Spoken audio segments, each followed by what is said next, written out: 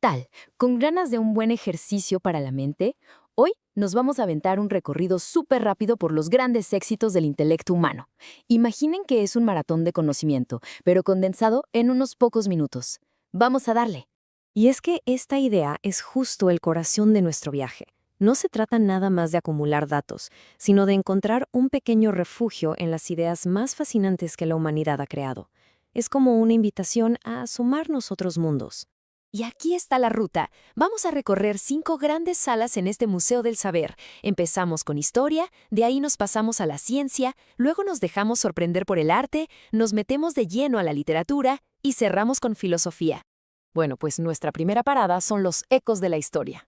Y aquí el viaje en el tiempo va a ser intenso. Desde el antiguo Egipto hasta la España del siglo XV, todo en un parpadeo. Para que nos hagamos una idea de la escala, fíjense en esta línea de tiempo. Estamos hablando de casi 3.500 años de historia. Desde que se creó el busto de Nefertiti, que es una obra de arte increíble, hasta que terminó la Reconquista en España. El lapso de tiempo es enorme. Y claro, en medio de todos esos siglos surgen rivalidades que le dan forma al futuro, como este choque entre Atenas y Esparta.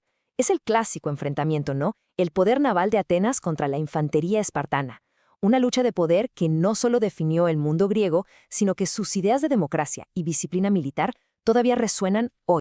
Muy bien, ahora cambiamos de sala, nos metemos a los planos de la ciencia. Aquí vamos a explorar desde los secretos de la vida misma hasta esas fuerzas invisibles que, gobiernan el universo. Hablemos de algo que sonaba a ciencia ficción, la oveja Dolly, el primer mamífero clonado. El proceso suena complicadísimo, pero en resumen es fascinante. Tomas material genético de un adulto, lo pones en un óvulo al que ya le quitaste su información, le das un pequeño toque eléctrico para que arranque y ¡listo! Tienes un clon. La ciencia ficción hecha realidad, así nomás. Pero la ciencia no solo se trata de lo que podemos ver o tocar.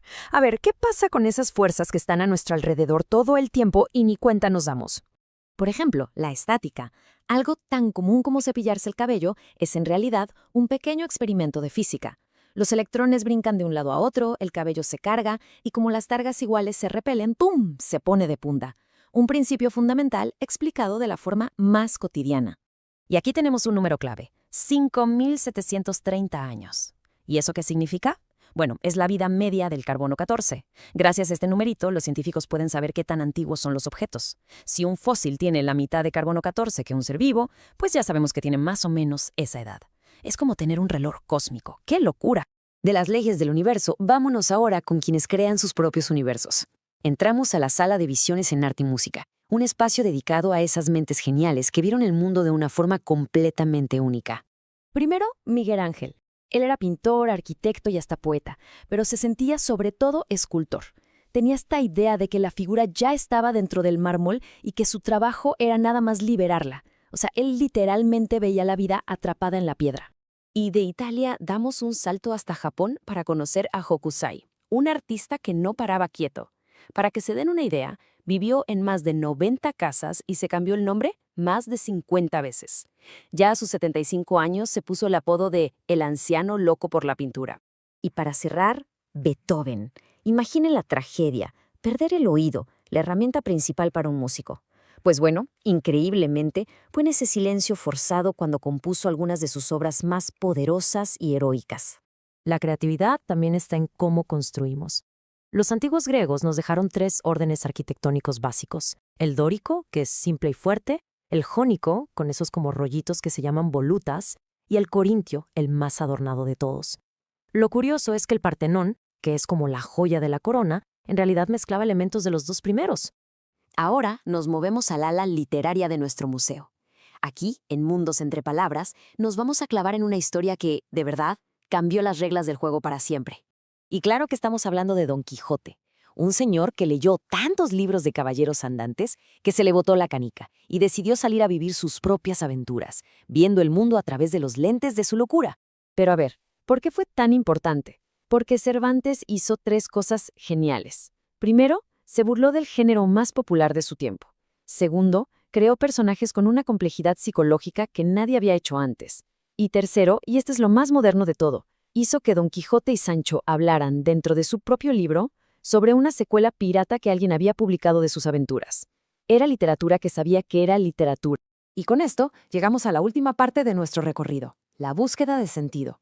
Aquí es donde nos toca ponernos un poco más reflexivos y pensar en las grandes preguntas. Vamos a empezar con esta frase famosísima de René Descartes.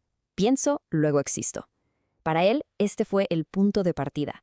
Podía dudar de todo, del mundo, de sus sentidos, pero no podía dudar de que él, el que estaba dudando, existía. Pero esto nos lleva a una pregunta bastante inquietante. Ok, podemos estar seguros de nuestra propia existencia. Pero, ¿cómo sabemos que los demás también tienen una mente?